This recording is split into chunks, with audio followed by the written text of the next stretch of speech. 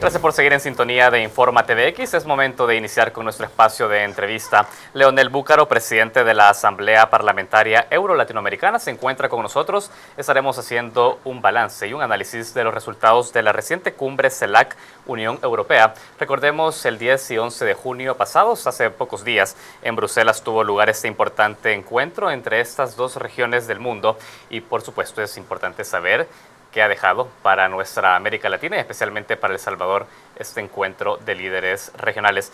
Señor Búcaro, bienvenido a Informa TVX. Gracias, un placer estar con ustedes siempre, venir a informarles sobre este evento que es muy importante en materia estratégica para Latinoamérica y el Caribe y especialmente para nuestro país y la zona centroamericana. Excelente.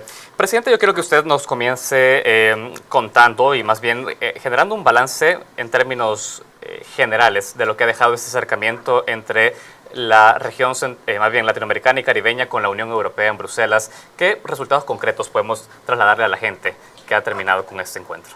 Quizás es importante mencionar que es la segunda cumbre de los países de Latinoamérica y el Caribe y la Unión Europea. Eso se enmarca en la estrategia birregional, bicontinental que hemos llamado, y que tuvo a su base el inicio en Santiago de Chile.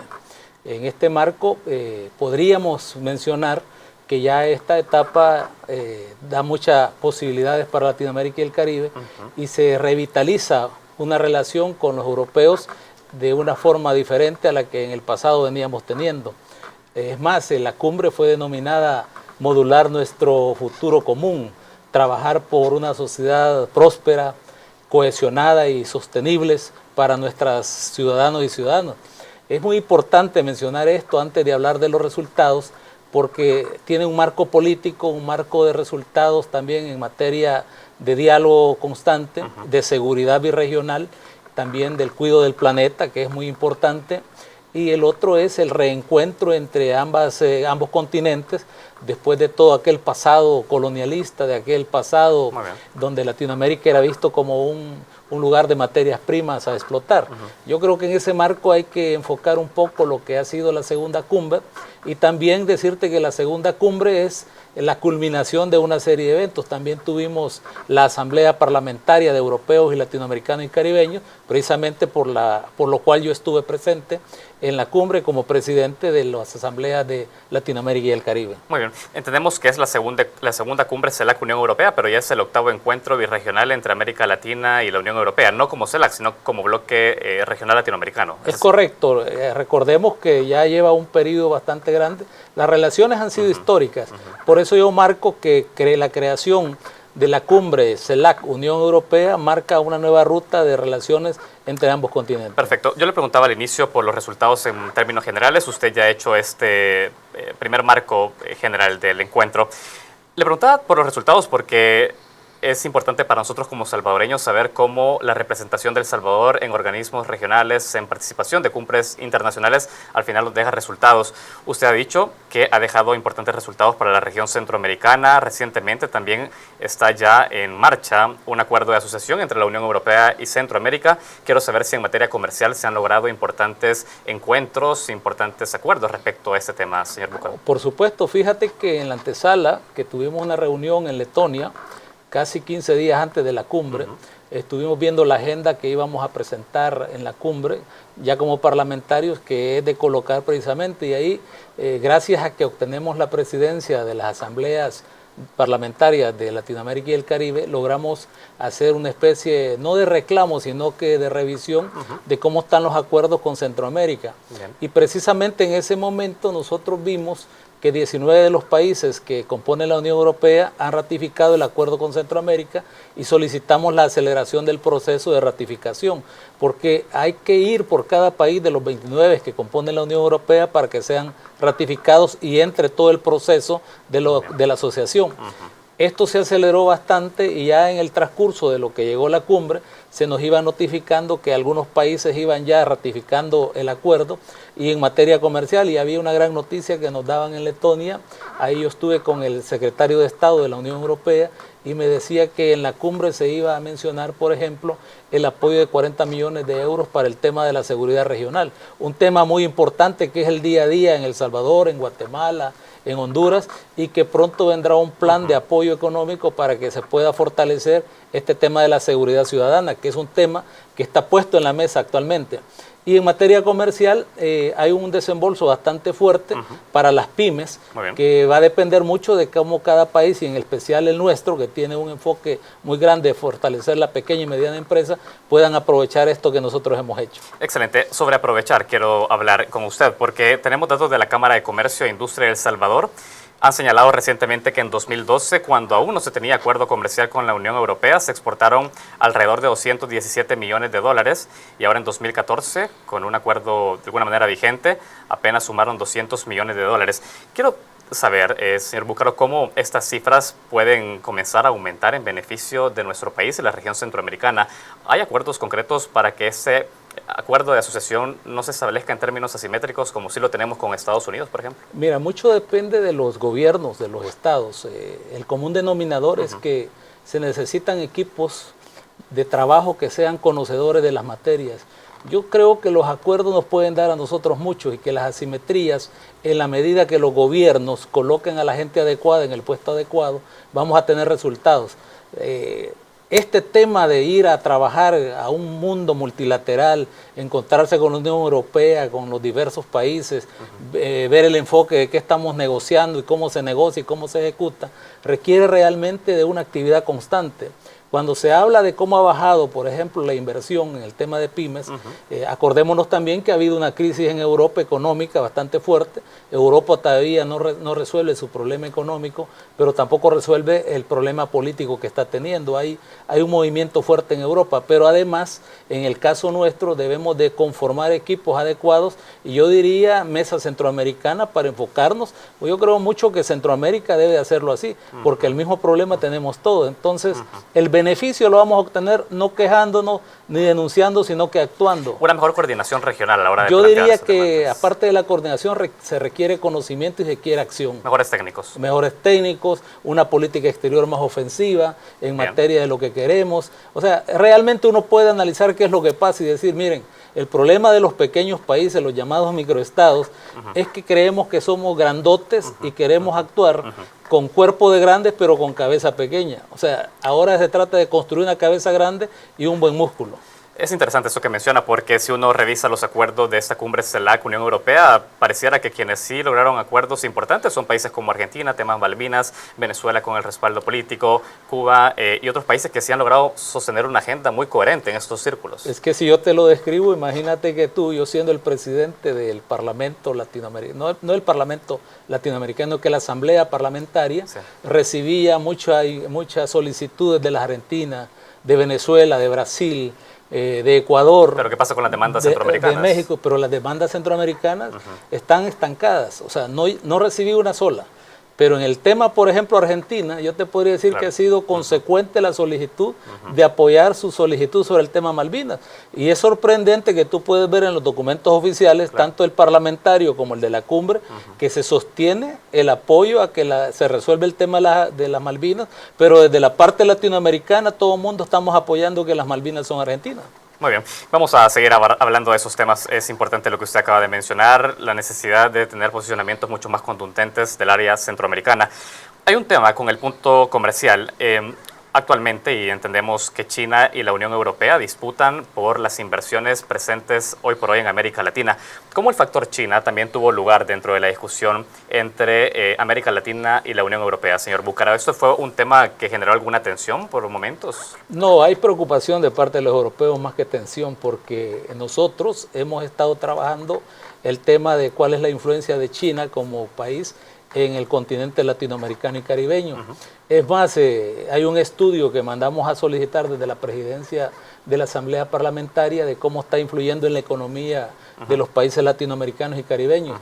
Y ya en Panamá, hace alrededor de 2 meses, cuando tuvimos el encuentro parlamentario, discutimos, y hay un pronunciamiento de Europa de poner una alerta, decir, si Europa no toma en serio la relación con Latinoamérica, los chinos sí la están tomando, y la están tomando en serio en materia económica, en materia de diálogo y en materia de cambiar esas relaciones que antes eran muy asimétricas. China es un monstruo de continente, pero también es un gran mercado y los europeos lo están viendo. Entonces, una de las cosas que sucedieron ahora en la antesala de la cumbre, en la Asamblea Parlamentaria, era precisamente poner la alerta y decir, bueno, ¿qué debe de hacer Europa? Debe de mejorar sus relaciones con Latinoamérica. ¿De qué manera? Sí. Uno, horizontales. Dos, hay un diálogo permanente y lo otro es el tema que lo lanzó el presidente Correa, que es modular nuestro futuro común. Decía el presidente Correa en la cumbre, lo que debemos hacer es generar las condiciones para que las futuras generaciones vivan prósperas, cohesionadas y sostenibles como ciudadanos del futuro. Perfecto. Ha dicho entonces que si bien no ha generado tensiones, sí generó alertas dentro de la Unión Europea para mejorar sus relaciones más horizontales entre la región latinoamericana y Europa. Yo diría que más que tensión es preocupación. Muy bien. Esa es la palabra correcta, porque además te quiero decir que ya está mencionándose la cooperación entre Estados Unidos y la Unión Europea para triangular con Latinoamérica. Vamos a hacer el primer corte de esta entrevista. Quiero que sigamos hablando. Usted citó unas declaraciones del presidente Correa que me interesaría profundizar al volver de esta pausa. Hacemos el primer corte de esta entrevista. Leonel Búcaro, presidente de la Asamblea Parlamentaria Euro-Latinoamericana, se encuentra con nosotros. Ya volvemos.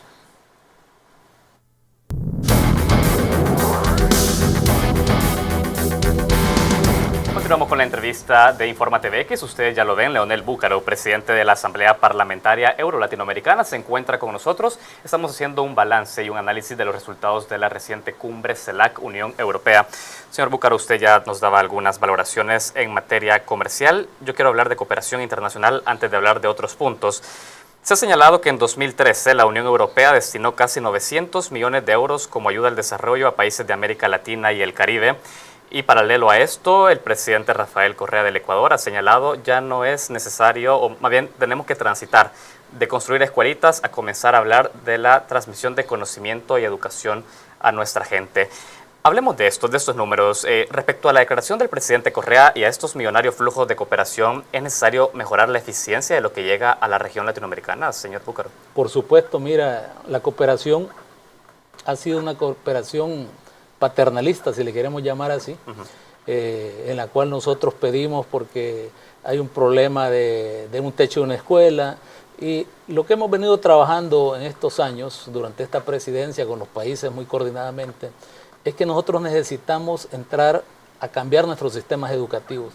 Si vamos a transformar nuestras sociedades debemos de hablar de la calidad educativa, del sistema educativo, de que los profesores, aula, los maestros sean realmente capaces de darle ciudadanos a nuestros países, que lleguemos a un futuro sostenible, a un futuro de cambios y de tecnología adecuada. En ese sentido, estamos hablando de programas con los europeos que ya comenzamos. Yo tuve la oportunidad de estudiar y vivir en Europa. Ya hay programas como Sócrates, Erasmus, donde hay una gran movilidad de los estudiantes en toda Europa. Correcto. Y uno aprende idiomas, aprende tecnología, conocimiento, y eso ya viene para Latinoamérica. Una de las cosas que está dejando esta presidencia parlamentaria es precisamente que los programas Erasmus, Sócrates, poco a poco van a ir implementando. Y luego el impulso que ha venido a dar el presidente Correa, que era el presidente pro tempore de la cumbre, al manifestar que lo que necesita Latinoamérica, lo que necesita el Caribe, es un intercambio, pero además una transferencia adecuada de la tecnología. Y en eso estamos, porque si nosotros creamos ciudadanos con capacidad intelectual, capacidad de transformar su propio entorno, su propio país, nosotros vamos a tener otro tipo de cooperación adecuada para lo que necesitamos. A ver, ¿se hace más eficiente entonces la transmisión de conocimiento que la ayuda financiera no reembolsables, señor Búcaro? Yo pienso que podemos trabajar las dos, pero los países nuestros, es que a veces, ¿qué ha sucedido? Mira, estamos acostumbrados a recibir, y muchas veces no es ni siquiera lo que nosotros necesitamos. Claro. Entonces lo que debemos de buscar es tener una política adecuada, de un enfoque de cooperación donde no la pensemos de que nos están dando algo, sino que debe ser una cooperación en la cual nosotros decimos, bueno, los países del primer mundo lo que entregan es porque ellos tienen una deuda con los países subdesarrollados. O sea, son desarrollados porque está la otra parte, por lo tanto hay que negociar qué es lo que necesitamos y qué es lo que queremos. Perfecto. ¿Hubo compromisos concretos para hacer esa transición hacia una cooperación mucho más técnica? Y se lo pregunto porque no deja de ser llamativo que donantes se comprometan a este tipo de iniciativas, teniendo en cuenta que la cooperación no deja de ser un instrumento político para esos países. Es un instrumento político. Por lo tanto, si yo te digo que hemos entrado en un nuevo orden de relaciones entre la Europa y Latinoamérica y el Caribe, precisamente por ser un instrumento político, los latinoamericanos y caribeños debemos de hacerlo un instrumento político, pero que defina quién decide o cómo nos ponemos de acuerdo. Porque hasta ahora lo que ha sucedido es que en alguna oficina, en cualquier lugar nos dicen van tantos millones para tal región, pero nadie ha dicho cómo y por qué.